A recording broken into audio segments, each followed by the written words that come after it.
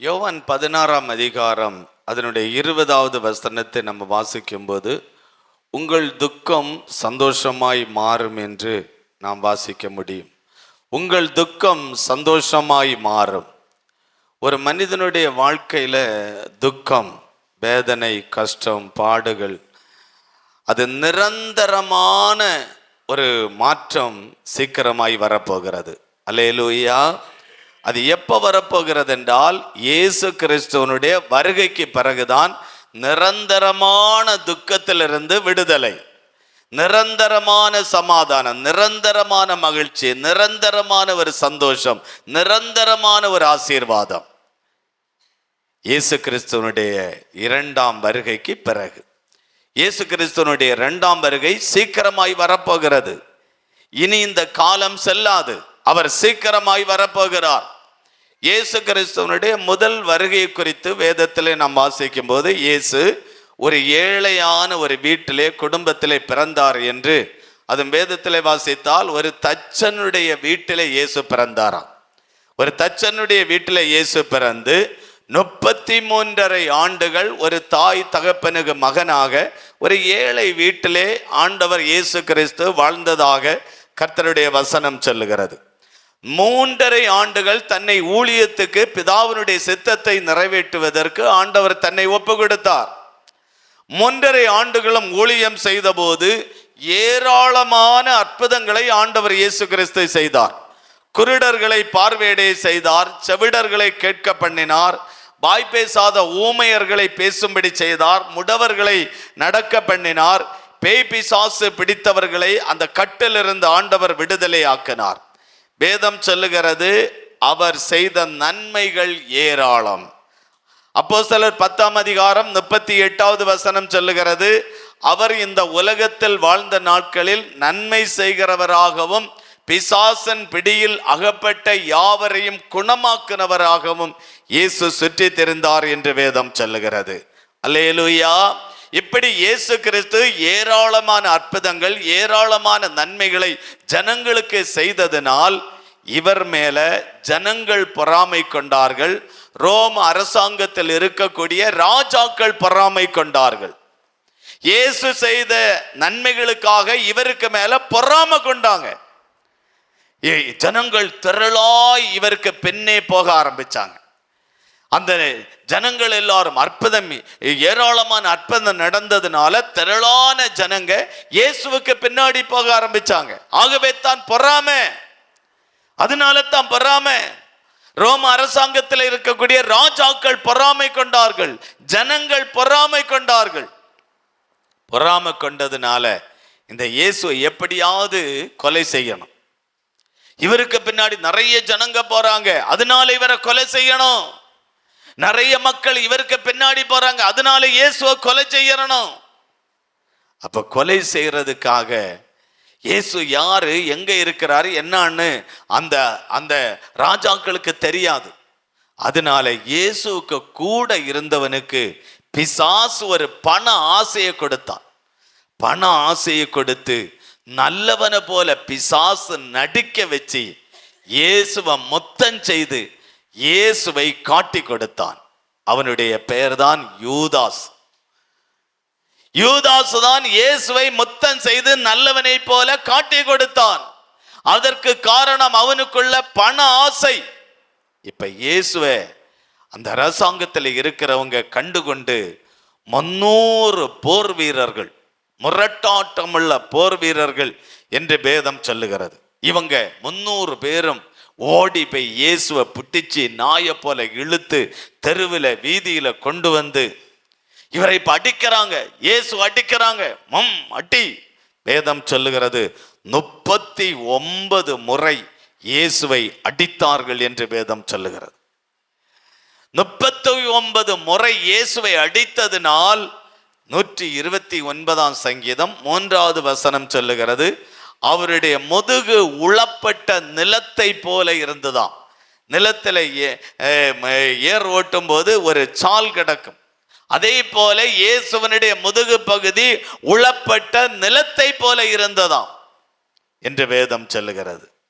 இப்ப இயேசுவை அடித்து துன்புறுத்தி காயப்படுத்தி சரீரம் எல்லாம் காயப்பட்ட பிறகு ஒரு பாரமான ஒரு சிலுவை, வேதம் சொல்லுகிறது பார சிலுவை, ஒரு பாரமான ஒரு சிலுவையை ஆண்டவருக்கு முதுகுக்கு மேல தூக்கி வைத்து அவரை எருசலேம் வீதி வழியாய் சுமக்க வைத்து அவரை கபாலஸ்தலம் என்கிற ஒரு மலை உச்சியில ஆண்டவரை சுமந்து கொண்டு போக வைத்தார்கள். பாரமான சிலுவையை எருசலேம் வீதி வழியாய் கபாலஸ்தலம் என்கிற மலை உச்சி வரையிலும் அவரை சிலுவையை சுமந்து கொண்டு போகும்படி இந்த ரோம அரசாங்கத்தில் இருக்கிறவர்கள் அதிகாரத்தை பிறப்பித்தார்கள். இயேசுவால சுமக்க முடியல, பாரம் அதிகம். ஆண்டவர் தள்ளாடி தள்ளாடி தள்ளாடி தள்ளாடி கீழே விழுந்து மறுபடியும் தூக்கி வச்சு அடிச்சு துன்புறுத்தி காயப்படுத்தி அந்த இடத்துல கொண்டு போனார்கள். அங்கதான் இயேசுவை கொண்டு போன சிலுவையிலே படுக்க வைத்தார்கள். சிலுவையிலே படுக்க வைத்து கையிலே ஆணியினால் அடிக்கிறார்கள், காலிலே ஆணியினால் அடிக்கிறார்கள், தலையிலே முள்மடி வைத்து ஓங்கி ஒருவன் அடிக்கிறான். அடித்து இயேசுவை சிலுவையிலே கொண்டு தூக்கி விடுகிறார்கள். இயேசுவனுடைய சரீரம் சிலுவையிலே தொங்கிக் கொண்டிருக்கிறது. இனி ஒரு போர் வீரன் ஓடி வந்து வேகமாய் இவர் சத்தானா இருக்கிறானா என்று பார்ப்பதற்கு ஒரு ஈட்டியை எடுத்து அவருடைய விலா எலும்பிலே அப்படி வேகமாய் குத்தி விடுகிறான். அது கடைசி சொட்டு ரத்தம், அந்த அது குத்தின போது கடைசி சொட்டு ரத்தம் அப்படியே சிந்தினது. அப்ப இயேசு நமக்காக கடைசி சொட்டு ரத்தம் வரையில சிந்தி அவர் தன் ஜீவனை விட்டார். கடைசி சொட்டு ரத்தம் வரையில சிந்தி இயேசு ஜீவனை விட்டார். இப்ப இயேசு மரித்தவராய் சிலுவையிலே இருக்கிறார். இப்ப அரிமத்தியா ஊரானாகிய ஒரு மனுஷன், யோசேப்பு என்கிற ஒரு மனுஷன் வந்து இந்த ரோம அரசாங்கத்தினிடத்தில் அனுமதி கேட்டு இந்த சரீரத்தை வாங்கி கொண்டு போய் அவரை அடக்கம் பண்ணினான். அடக்கம் பண்ணி சில சில சில உடனே அடக்கம் பண்ணி அடுத்த நாள், அதுக்கு அடுத்த நாள் மகளேனேதா மரியாள், இவளுக்கு 7 ஆவிகள் பிடித்து வாழ்க்கையில வாழ முடியாத ஒரு சூழ்நிலையில இருந்தபோது ஆண்டவர் இயேசு கிறிஸ்து அவளுக்கு ஒரு விடுதலை கொடுத்து சுகம் கொடுத்து அற்புதம் செய்தது நிமித்தம் அவளுக்கு ஆண்டவருக்கு மேல அளவில்லாத ஒரு அன்பு. அந்த மகளேனேதா மரியாளுக்கு இயேசுவுக்கு மேல அளவில்லாத அன்பு. ஆண்டவரை அடக்கம் பண்ணின இடத்துக்கு நேராய் இவள் வேகமாய் ஓடி போகிறாள். என் ஆண்டவருடைய சரீரத்தை கூட எடுத்துடக்கூடாதே என்று ஆண்டவர் மேல் வைத்த அன்பின் நிமித்தம் இந்த மகளேனேதா மரியாள் கடந்து போகிறாள். இந்த மரியாள் கடந்து போன போது இயேசுவானவர் அவளுக்கு முன்னே ஒரு காட்சியை தருகிறாள். நான் உயிரோடு இருக்கிற இயேசுவை நீ தேடுகிறாய், நான் தான் அந்த இயேசு என்று தன்னை ஆண்டவருக்கு வெளிப்படுத்தினாள். மரித்தேன், இதோ சதா காலங்களில் நான் உயிரோடு இருக்கிறேன் என்று அந்த மகளேனேதா மரியாளுக்கு ஆண்டவர் தன்னை வெளிப்படுத்தினார். அவர் மரித்து போகல. இப்ப ரோம அரசாங்கத்தில் இருக்கிறவங்க சந்தோஷப்படுறாங்க, இயேசுவை கொன்னு விட்டோம், அடக்கம் பண்ணி விட்டோம், அவருடைய வாழ்க்கை முடிந்தது என்று. ஜனங்கள் அவரை அடிச்சாச்சு, கொலை பண்ணியாச்சு, இப்ப அவரை அடக்கம் பண்ணியாச்சு, இனி அவருடைய வாழ்க்கை முடிந்தது என்று சந்தோஷப்பட்டாங்க. பிசாசே நீ சந்தோஷப்படாத, வேதம் சொல்லுகிறது நீதிமான் விழுந்தாலும் அவன் எழுந்திருப்பான். பிசாசே நீ சந்தோஷப்படாத, என் ஆண்டவர் இயேசு உயிரோடு எழும்பினார் என்பதற்கு மகளேனேதா மரியாள் ஒரு சாட்சி. அந்த மரியாளுக்கு ஆண்டவர் தன்னை வெளிப்படுத்தினார். இப்ப சீஷர்கள் இயேசுவோடு இருந்தது வரைக்கும் எல்லாத்தையும் இயேசு பார்த்துக் கொள்வார் என்கிற சந்தோஷம், சீஷர்களுக்கு பயம் இல்லாமல் இருந்தார்கள், சந்தோஷமா இருந்தாங்க. இப்ப இயேசு மரித்து விட்டார். இயேசு மரிச்ச பிறகு சீஷர்கள் பயந்து, இந்த யூதர்களுக்கு எல்லாம் பயந்து ஒரு ரூம்ல கதவையெல்லாம் பூட்டி, கதவையெல்லாம் மூடி பூட்டி அப்படியே உள்ள பயந்து கொண்டு இருக்கிறாங்க. பயந்து கொண்டு இருக்கும்போது சீஷர்களுக்கு முன்னே ஆண்டவர் தன்னை வெளிப்படுத்துகிறார். மரித்தேன், இதோ நான் சதா காலங்களில் உயிரோடு இருக்கிறேன், நான் தான் அந்த இயேசு, நான் வந்திருக்கிறேன். எல்லா சீஷர்களும் நம்பினாங்க. நீ பயப்படாத, ஏன் நீ பயந்து கொண்டு இருக்கிற, ஏன் நீ பயப்படுற, நான் இருக்கிறேன், இன்னும் உயிரோடு இருக்கிறேன், இன்னும் உன் கூட இருக்கிறேன், நீ பயப்படாத அப்படின்னு சொன்னப்போ, இப்ப அந்த நேரத்துல இயேசு வெளிப்படுத்தின அதே சமயத்துல தோமா கிடையாது. தோமா இல்லாததுனால தோமா இப்ப உள்ள வர்றார். ஆண்டவர் அவங்களுக்கு நான் உயிரோடு இருக்கிறேன் என்கிற அந்த தரிசனத்தை காண்பித்து அவர் இயேசு கடந்து போனார். தோமாட்ட எல்லா சீசர்களும் சொன்னாங்க, நான் இயேசுவை பார்த்தேன், இயேசு உயிரோடு இருக்கிறார், அவர் எங்களை சந்தித்தார், நாங்க அவரிடத்துல பேசணும், அவர் எங்களிடத்துல பேசினார், நாங்க பார்த்தோம். உடனே தோமா சொல்றான், இதெல்லாம் உங்க பிரமிப்பு, நான் நம்ப முடியாது. இது உங்களுடைய பிரமிப்பு, நான் நம்ப முடியாது, நான் நம்ப மாட்டேன். அப்படி இருக்கும்போது இயேசு மறுபடியும் 2வது முறையாக இந்த தோமாவுக்கு முன்னே அவர் கடந்து வந்து நின்று, தோமாவே, நான் இயேசு வந்திருக்கிறேன், நீ சந்தேகப்பட்ட இயேசு நான் வந்திருக்கிறேன், நான் மரித்தேன், உயிரோடு இருக்கிறேன், 3வது நாள் எழும்பி நான் உன்னை பார்க்க வந்திருக்கிறேன். உடனே தோமா சொல்றேன், நான் எல்லாம் நம்ப முடியாது, நான் இதை நம்பவே முடியாது, இது இயேசு கிடையாது, நான் நம்ப மாட்டேன். அவர் சொல்றாரு, நான் தான் இயேசு, என்னை நீ நம்பு, நான் நம்ப மாட்டேன். அப்படின்னா நீ என்னை கண்டாதான் நீ விசுவாசிப்ப, நீ உனக்கு கையினால எனக்கு விலாவை தொடு, எனக்கு விலாவில் ஒரு காயம் இருந்தது உனக்கு தெரியுமா தோமாவே, இந்த விலாவை தொட்டு பாரு. தோமா தொட்டு பார்த்தா அந்த இயேசுவனுடைய காயத்தை அப்படியே தொட்டு அவன் கண்டான் என்று வேதம் சொல்லுகிறது. தோமா கண்டு விசுவாசித்தான், மற்றவர்கள் தன் தரிசனத்தில் இயேசுவை விசுவாசித்தார்கள். உடனே தோமா, நான் நம்புற ஆண்டவரே, நீங்க இன்னைக்கு உயிரோடு இருக்கிறீங்க, நான் அதை நம்புற ஆண்டவரே, நீங்க உயிரோடு இருக்கிறத நான் நம்புற ஆண்டவரே. தோமா நம்பினாய், உயிரோடு இருக்கிறத தோமா நம்பினான். நம்பி இயேசு இவங்க எல்லாருக்கும் முன்னிலையிலிருந்து இயேசு வானத்துக்கு எழுந்தருளி போறார். எழுந்தருளி போன போதுதான், உனக்காக நான் ஒரு வீட்டை கட்டுவதற்கு நான் பரலோகத்துக்கு போகிறேன் என்று இயேசு சொன்னார். அல்லேலூயா.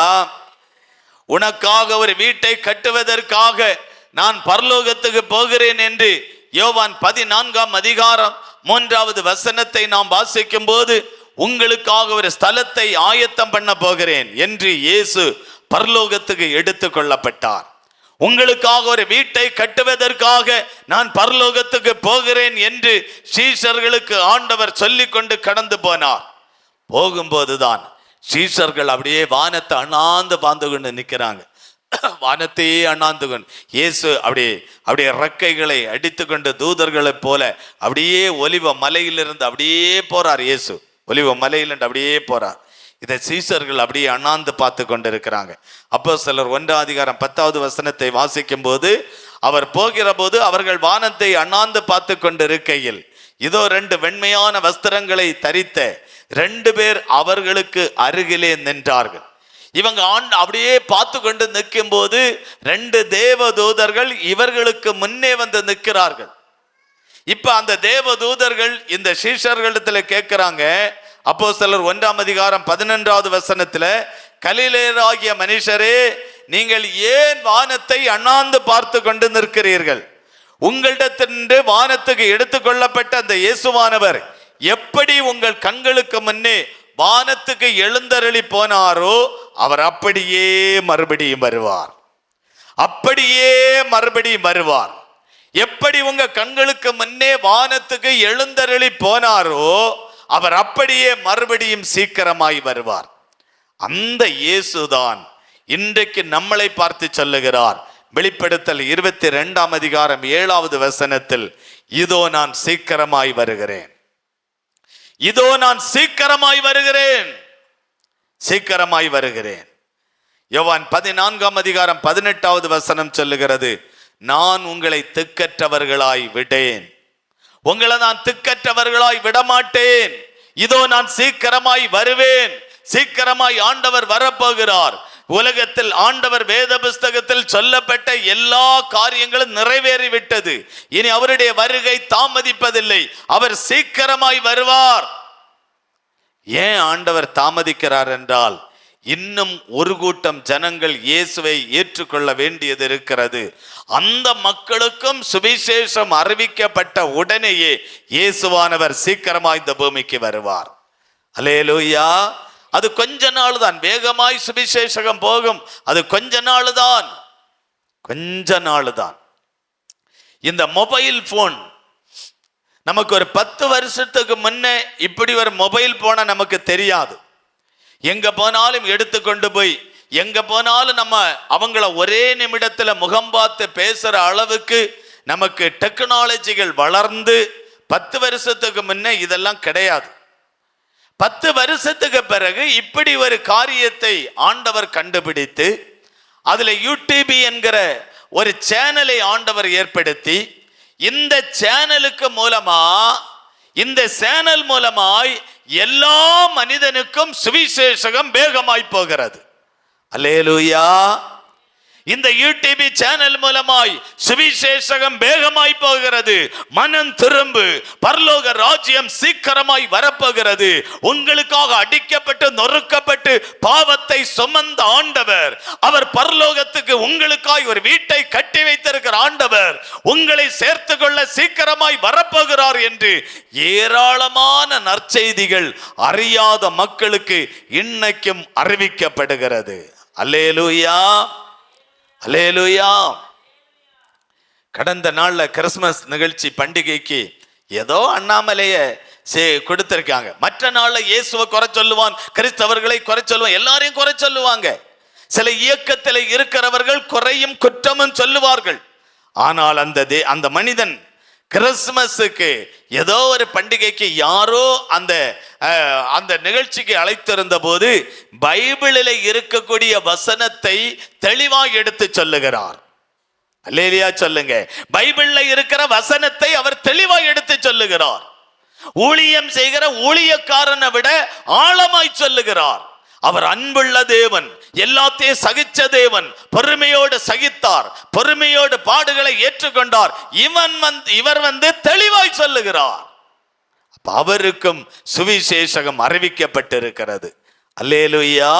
இந்தியாவினுடைய பிரதமர் அவர்களை இந்த நிகழ்ச்சிக்காக இனி ஒரு இடத்தில் அழைத்திருந்த போது இயேசுவினுடைய போதனைகளை குறித்து அவரும் தெளிவாய் சொல்லுகிறார். அவருக்கு வரையிலும் சுவிசேஷகம் அறிவிக்கப்பட்டிருக்கிறது.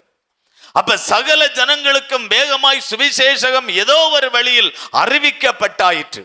இன்னும் காட்டிலேயோ மலையிலேயோ இன்னும் செல்போன் டவர் இல்லாத இடங்களிலேயோ ஏதோ ஒரு இடத்தில் சில பேருக்கு தான் சுவிசேஷகம் அறிவிக்க வேண்டியது இருக்கு.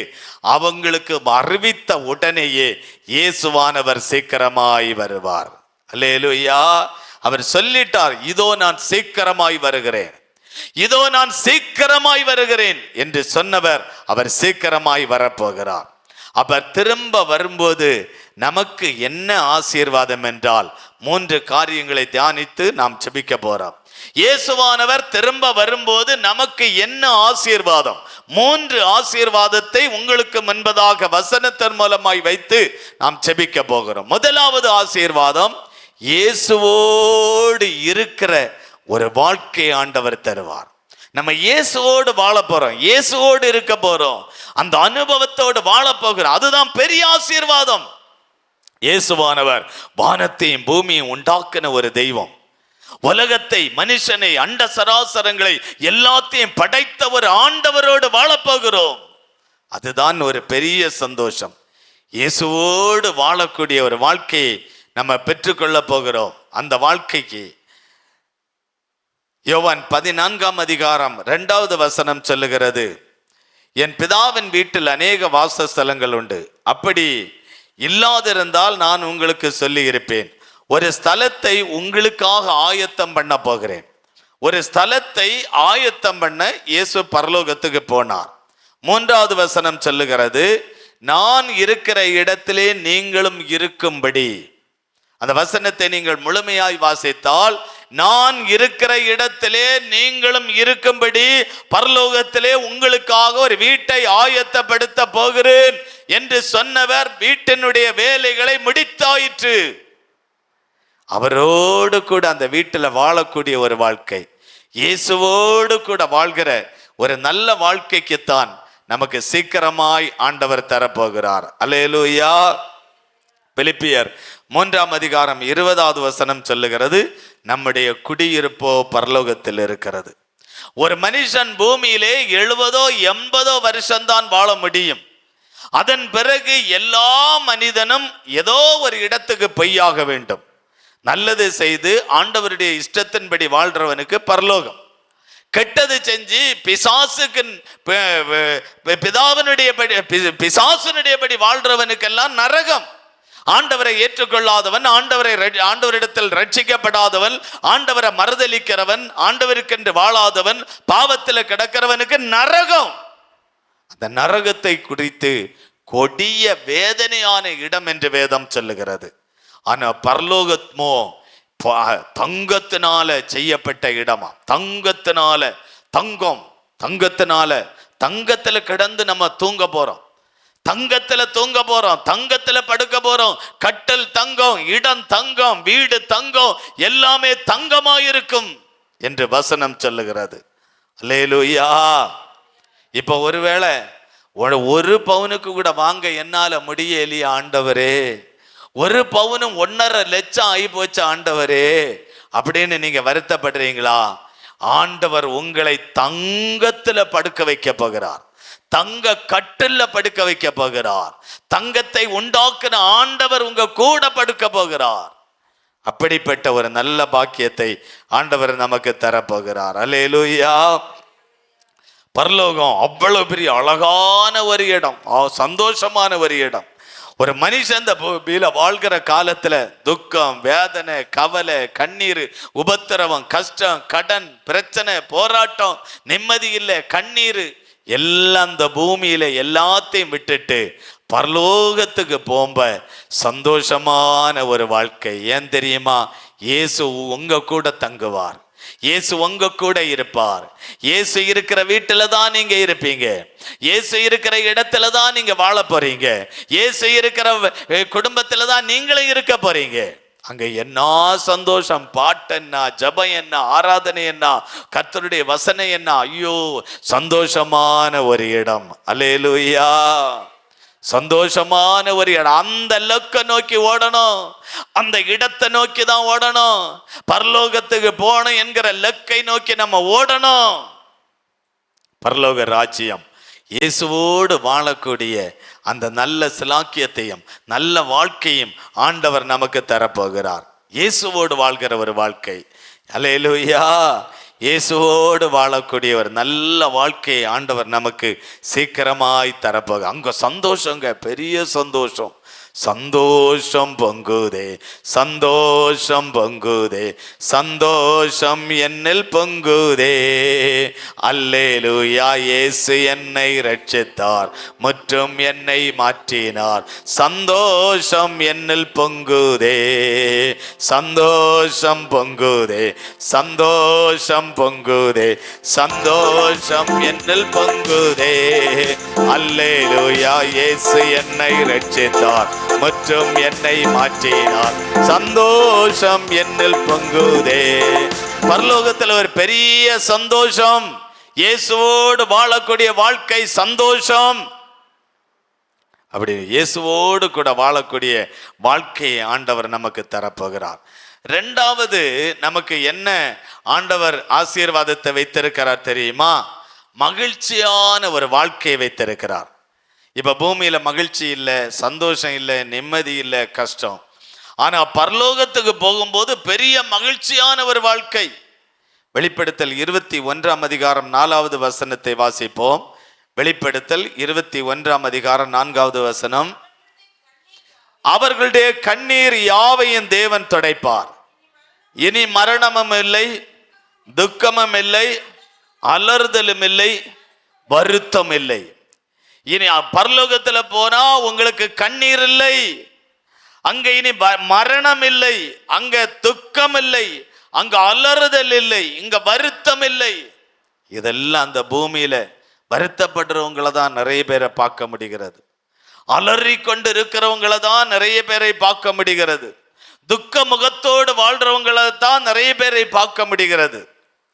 அங்க போனா துக்கம் இல்லை, கவலை இல்லை, கண்ணீர் இல்லை, வருத்தம் இல்லை. அப்படிப்பட்ட ஒரு நல்ல வாழ்க்கை ஆண்டவர் தரப்போகிறார். அல்லேலூயா. பரலோகத்துல போனா மகிழ்ச்சியான ஒரு வாழ்க்கை. ஒரு பக்கம் இயேசுவோடு வாழ்கிறோம், இனி ஒரு பக்கம் மகிழ்ச்சியோடு வாழ போகிறோம். அதுக்குத்தான் உங்களை ஆராதிக்க வைக்கிறோம், அதுக்குத்தான் ஜெபிக்க சொல்றோம், அதுக்குத்தான் ஆண்டவரை தேட சொல்றோம், அதுக்குத்தான் வசனத்தை தியானிங்கன்னு சொல்றோம், அதுக்குத்தான் கர்த்தரை தேடுங்கன்னு சொல்றோம். ஒரு பக்கம் இயேசுவோடு வாழக்கூடிய வாழ்க்கை, இனி ஒரு பக்கம் மகிழ்ச்சியான சந்தோஷமான ஒரு வாழ்க்கை. ஏசாயா 35:10 சொல்லுகிறது, நித்திய மகிழ்ச்சி அவர்கள் தலைமையில் இருக்கும், சந்தோஷமும் மகிழ்ச்சியும் அடைவார்கள், சஞ்சலமும் தவிப்பும் ஓடி போகும். நித்திய மகிழ்ச்சி அவர்களுக்கு தலைமையில் இருக்கும், சந்தோஷமும் மகிழ்ச்சியும் அடைவார்களாம். பரலோகத்துக்கு போன உடனே ஒரு மகிழ்ச்சியும் சந்தோஷமும் படுவாங்களாம். ஒரு பக்கம் சந்தோஷம், ஒரு பக்கம் மகிழ்ச்சி, சந்தோஷம் மகிழ்ச்சி. எங்க பரலோகத்துக்கு போன உடனே, பரலோகத்துல போன உடனேயே, ஆண்டவர் கட்டப்பட்ட வீட்டுல போன உடனேயே சந்தோஷமும் மகிழ்ச்சியும் உண்டாகும். அல்லேலூயா சொல்லுங்க, அல்லேலூயா. பரலோகத்துக்கு போன உடனே நமக்கு மகிழ்ச்சி, சந்தோஷமும் மகிழ்ச்சியும். ஏசாயா 65:19 சொல்லுகிறது, என் ஜனங்கள் மேல் மகிழ்ச்சியாயிருப்பேன், அழுகையின் சத்தமும் கூக்குரலின் சத்தமும் இனி கேட்கப்படுவதில்லை. பரலோகத்துல போனா அழுகையோ கூக்குரலோ, அங்க வருத்தமோ கவலையோ கண்ணீரோ ஒன்றும் இல்லை. அவ்வளவு மகிழ்ச்சியான ஒரு வாழ்க்கை, அங்க சந்தோஷமான ஒரு வாழ்க்கை. அப்படிப்பட்ட ஒரு வாழ்க்கையை ஆண்டவர் பரலோகத்துல நமக்கு தரப்போகிறார். அப்ப ஒரு பக்கம் நமக்கு இனி அலறுதல் இல்லை, வருத்தம் இல்லை, துக்கம் இல்லை, வேதனை இல்லை. அது பரலோகத்துல போன அது ஒரு பக்கம். இனி ஒரு பக்கம் நமக்கு சந்தோஷமும் மகிழ்ச்சியும், எப்பொழுதும் சந்தோஷம், எப்பொழுதும் மகிழ்ச்சி. இனி ஒரு பக்கம் அங்கு அழுகை இல்லை, சத்தம் இல்லை, கூக்குரல் இல்லை, வேதனை இல்லை, கஷ்டம் இல்லை.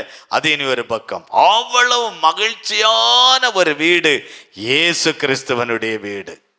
அந்த வீட்டுக்கு போறதுக்கு தான் அழைத்து கொண்டு போக இயேசு சீக்கிரமாய் வருகிறார். நம்ம பூமியில வாழும்போது 70 வருஷமும் அந்த மணவாளனை சந்திக்கிறதுக்கு ஆயத்தமாய் இருக்கணும், ஆயத்தத்தோடு இருக்கணும். அந்த மணவாளனை சந்திக்க நீங்க ஆயத்தமா இருக்கணும். இந்த 10 கன்னிகைகள் 5 பேர் மணவாளனை சந்திக்க ரொம்ப ஆயத்தத்தோடு இருந்தாங்க. 5 பேர் ஆயத்தம் இல்லாததுனால கைவிடப்பட்டு போனாங்க. மணவாளன் இருக்கிற இடத்துல போக முடியாம ஆயிடுச்சு. இப்ப மணவாளன் இருக்கிற இடத்துல போக முடியாம அழுகுறாங்க, துக்கப்படுறாங்க, வேதனைப்படுறாங்க, கஷ்டப்படுறாங்க. நம்ம மணவாளன் ஒரு முறை வந்து தன் பிள்ளைகளை கூட்டிட்டு போனா, அடுத்தது நான் இனி பாவத்தை வெறுத்து வாழ்றேன், பரிசுத்தமா வாழ்றேன், எனக்கு இன்னும் ஒரு வாய்ப்பு கொடுங்க, இன்னும் பூமியில வாழணும், இன்னும் வாழ போறேன்னு சொன்னா வாய்ப்பு கிடையாது. ஒரே ஒரு வாழ்க்கை மனுஷனுக்கு 70 80 வருடம். அவன் மரித்த பிறகு அவனுக்கு அடுத்தது பூமியில மாம்சீகத்துல வாழ்கிறதுக்கு வாழ்க்கை இல்லை. நம்மளை போல சரீர பிரகாரமான வாழ்க்கை இல்லை. மரிச்சா அவன் மரிச்சதுதான். மரித்த பிறகு நம்ம சரீரம் தேவ சாயலுக்கு ஒப்பாகி நம்ம அப்படியே பரலோகத்துல இயேசுவை போல மாறி அவரோடு கூட நம்ம சந்தோஷமாய் ஆளுகை செய்வோம். அல்லேலூயா. அப்ப இயேசு திரும்ப வரும்போது முதலாவது நமக்கு ஆசீர்வாதம் இயேசுவோடு வாழக்கூடிய ஒரு வாழ்க்கை. இரண்டாவது அவருடைய வீட்டில மகிழ்ச்சி நிறைந்த ஒரு வாழ்க்கை. மூன்றாவது இழந்தவர்களை சந்திக்கிற ஒரு வாழ்க்கை. நம்ம சில பேரை இழந்திருக்கிறோம். நமக்கு முன்னாடி நிறைய பேர் மரிச்சாங்க. அப்பாயோ அம்மாயோ சித்தப்பாயோ பாட்டியோ தாத்தாயோ இல்ல மாமனோ மச்சானோ எந்த உறவுக்காரர்களோ நண்பர்களோ சிநேகிதர்களோ சப விசுவாசிகளோ ஊழியர்களோ போதகர்களோ யாரோ ஒருத்தங்க நமக்கு முன்னாடி மரிச்சாங்க. அவங்கள இழந்தவர்களை பரலோகத்துல நம்ம சந்திப்போம். அல்லேலூயா. நம்ம யாரையெல்லாம் இழந்தோமோ அவர்களை பரலோகத்துல சந்திப்போம் என்கிற சந்தோஷத்தை ஆண்டவர் தருவார். நீங்க உங்களுக்கு முன்னே எல்லாம் இழந்தவர்களை சந்திக்கிறது விருப்பப்படுறீங்களா? ரெஜி விருப்பப்படுறியா?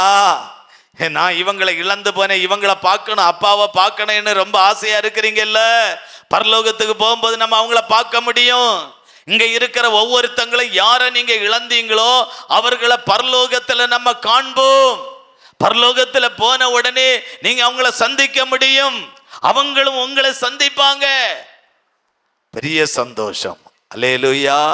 நமக்கு முன்னே இழந்தவர்களை இயேசுவே, என்ன பாரப்பா உனக்கு பாட்டி, என்ன பாரப்பா உனக்கு தாத்தா, என்ன பாரப்பா உனக்கு பெரியப்பா உறவு முறை எல்லாரையும் ஆண்டவர் நமக்கு அடையாளம் காட்டி நம்ம குடும்பத்தார் எல்லாரும் சேர்ந்து நின்று பரலோகத்தில் நிற்கும் போது பெரிய சந்தோஷம். அல்லேலூயா. நீங்க உங்க வீட்டுல குடும்பமா ஒரு காலத்துல வாழ்ந்தீங்க, இப்ப அந்த சந்தோஷத்தை எல்லாம் பார்க்க முடியாது. இப்ப பெண்ணுக சொல்லியது, தாத்தா வேண்டாம், பாட்டி வேண்டாம், மாமனார் வேண்டாம், மாமியார் வேண்டாம், அவங்க வேண்டாம், இவங்க வேண்டாம், இவங்க வேண்டாம், அவங்க வேண்டாம், நானும் மாப்பிள்ளையும் மட்டும் மதி, நானும் மாப்பிள்ளையும் மட்டும் மதி, வேற யாரும் வேண்டாம் அந்த வீட்டுல. கர்த்தர் நல்லவர். அல்லேலூயா. ஆனா அங்க போனா நீங்க விரும்பினாலும் விரும்பலையெങ്കിലും அங்க மாமனார் வேணும், மாமனாரு, மாமியாரு, பாட்டியாரு, சித்தியாரு, பெரியம்மையாரு எல்லாரும் சேர்ந்துதான் அங்க வாழ போறோம். ஆனா இங்க சில குடும்பத்துல இதுகளுக்கு கூட வாழவும் முடியாது. வாழ வந்த மருமகளை காண விடையில அப்பா அடிச்சு விரட்டுறா. அங்க போய் அவளுக்கு அந்த வேலை இல்லை, விரட்ட முடியாது. அவங்க எல்லாம் பிஸியா இருப்பாங்க பரலோகத்துல, பாட்டு பாடுறது, ஜபிக்கிறது, ஆண்டவரை தேடுறது, ஆண்டவருக்கு வாழ்றது, அங்க வேற லைன்ல பிஸியா இருப்பாங்க. இங்கத்த மாதிரி விரட்டுறது, துரத்துறது, திட்டுறது, பேசுறது, செய்யறது, வீட்டாந்தோறும் போறதெல்லாம் அங்க கிடையாது. பரலோகத்துல நமக்குன்னு தந்த வீட்டுல தான் அடங்கி இருக்கனாங்க. வசனம் சொல்லுது பாத்தீங்களா, அவருடைய பலத்த கரத்துக்குள்ள அடங்கி இரு, அடங்கிதான் அங்க இருக்கணும். அங்க போனா அங்கேயும் இங்கேயும் ஓடிண்டோன்னு தெரிய முடியாது. பரலோகத்துல ஆண்டவர் கொடுத்த வீட்டுல தான் நம்ம இருந்தாகணும். கர்த்தர் நல்லவர். இப்போ நமக்கு இழந்தவர்களை சந்திக்கும் போது ஒரு பெரிய சந்தோஷம்.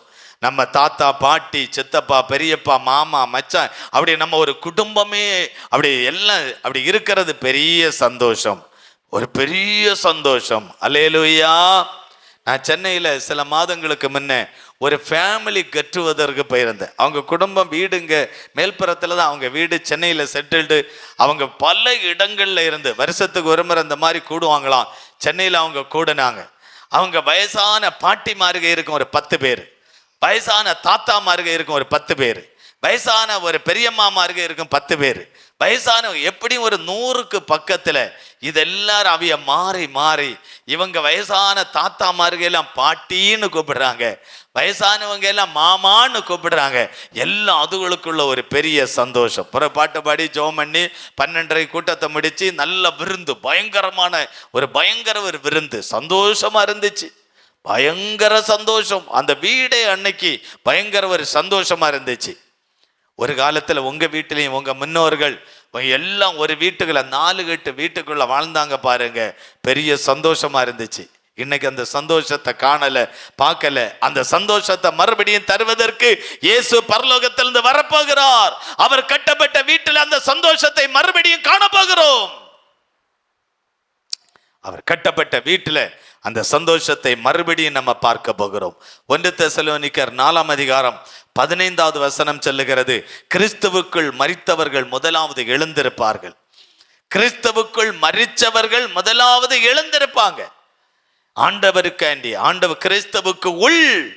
அப்ப 2 காரியம், 1 கிறிஸ்துவுக்கு உள்ள மரிக்கிறது, 1 கிறிஸ்துவுக்கு வெளியில மரிக்கிறது. 2 சைஸ்ல மரிக்கிறாங்க மனிதர்கள். 1 கிறிஸ்துவுக்கு உள்ள மரிக்கிறாங்க, இனி 1 கிறிஸ்துவுக்கு வெளியில மரிக்கிறாங்க.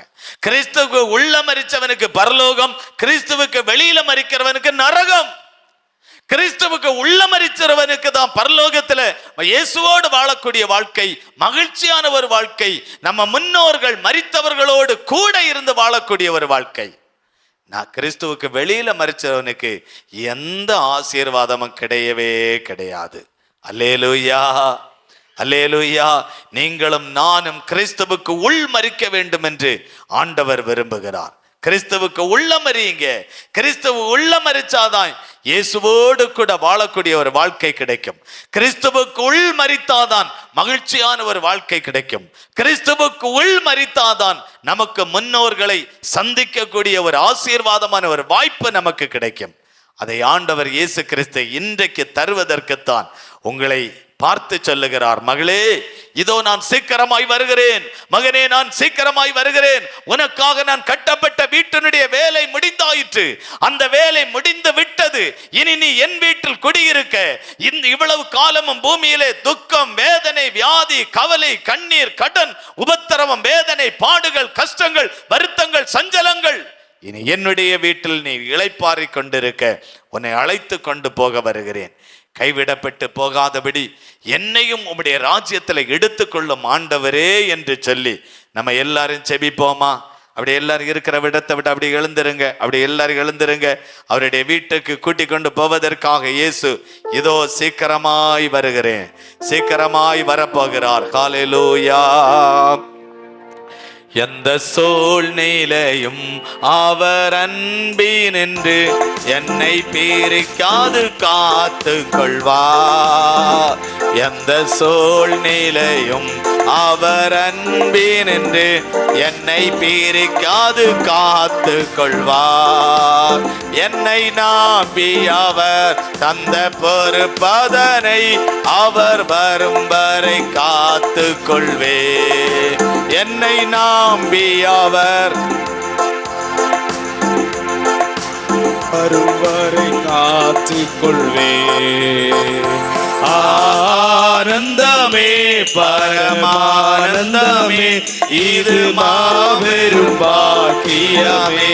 சொல்லுங்க, ஆனந்தமே பரமானந்தமே இது மாபெரும் பாக்கியமே. இந்த பாதலத்தின் சொந்தக்காரர் எந்த உள்ளத்து சொந்தமனா. இந்த பாதலத்தின் சொந்தக்காரர் எந்த உள்ளத்தில் சொந்தமனா. சின்ன சிறு வயதில் என்னை குறித்து விட்டா தூரம் போயிலும் கண்டு கொண்டாமே. சின்ன சிறு வயதில் என்னை குறித்து விட்டா தூரம் போயிலும் கண்டு கொண்டான். தமது ஜீவனை எனக்கோ அளித்து ஜீவன் பெற்றுக்கொள் என்றுரைத்தார். தமது ஜீவனை எனக்கோ அளித்து ஜீவன் பெற்றுக்கொள் என்றுரைத்தார். ஆனந்தமே பரமானந்தமே இது மாபெரும் பாக்கியமே. ஆனந்தமே பரமானந்தமே இது மாபெரும் பாக்கியமே. இந்த பாதலத்தில் சொந்தக்காரனவர் எந்த உள்ளத்தில் சொந்தமனார். இந்த பாதலத்தில் சொந்தக்காரனவர் எந்த உள்ளத்தில் சொந்தமனார்.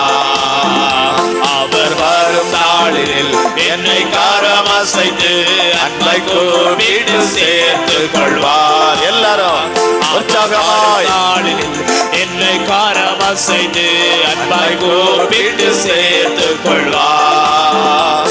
அவர் சமூகமதில் அங்கே அவருடனே ஆடி பாடியே மகிழ்ந்திடுவே. அவர் சமூகமதில் அங்கே அவருடனே ஆடி பாடியே மகிழ்ந்திடுவே. ஆனந்தமே பரமானந்தமே இது மாபெரும் பாக்கியமே. ஆனந்தமே பரமானந்தமே இது மாபெரும் பாக்கியமே. இந்த பாதலத்தில் சொந்தக்காரர் எந்த உள்ளத்தில் சொந்தமனார். இந்த பாதலத்தில் சொந்தக்காரர் எந்த உள்ளத்தில் சொந்தமனார்.